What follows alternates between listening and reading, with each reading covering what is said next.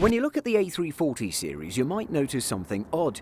There's no -400, despite there being a -200, -300, -500 and -600. What was the A340-400 supposed to be, and why was it never built? Let's explore. Airbus initially set out to build a rival aircraft to the Boeing 747 with the A340 program. Its product would be a plane that could carry a lot of passengers over oceans with its extensive range. The European plane maker came to the market with two initial versions: the Airbus A340-200, 303 passengers in two classes to a range of 12,400 kilometers or 6,700 nautical miles, and the Airbus A340-300, 335 passengers in two classes to a range of 13,500 kilometers or 7,300 nautical miles. After arriving at the market, Airbus found that airlines wanted an aircraft that had an even higher passenger capacity, possibly a stretch of the A340-300 with just a few more seats. If Airbus could build such a plane, it would be cheap to design and manufacture. Another key factor is that it would beat rival Boeing to the market, which was working on the twin-engine 777 at the time. The A340-400 went through a range of different designs, from a simple stretch of the A340-300 to a mega-long aircraft seating 380 passengers. In 1991, the A340-400X project started by stretching the A340-300 by 20 feet and 10 inches, or 6.35 meters, with an increased seating capacity of 295 to 335 passengers. It would have a maximum takeoff weight increased from 553,360 pounds to 588,600 pounds, or 251 tons to 267 tons.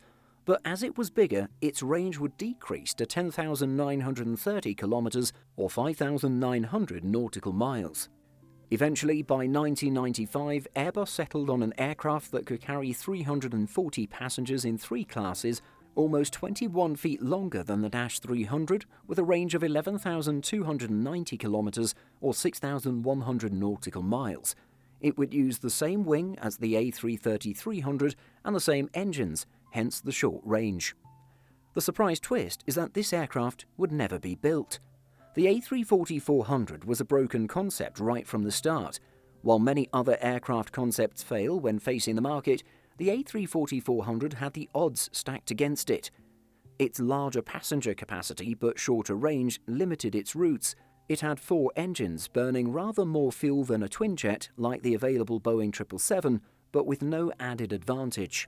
The range of 6,100 nautical miles was mostly useless for transoceanic trips requiring four engines. If you needed a plane to fly over a vast ocean, like the Pacific, you would select a long-range aircraft like the Boeing 747. If you needed to cross a smaller ocean, thanks to ETOPS, you could use a twinjet like the Airbus A330. The plane design also cut into the market for the larger -600 design, with nearly as many passengers but only half the range. If any airlines wanted to carry that many passengers, then they would be better suited to choose the -600 instead, which had a longer range. In the end, the design of the A340 was seen as old-fashioned, with twinjet aircraft like the Boeing 777 and the Airbus A330 becoming more popular with airlines. These twinjets were cheaper to run, while updated ETOPS rules allowed them to fly over oceans. Something that had long been the mainstay of four-engined aircraft was no longer exclusive.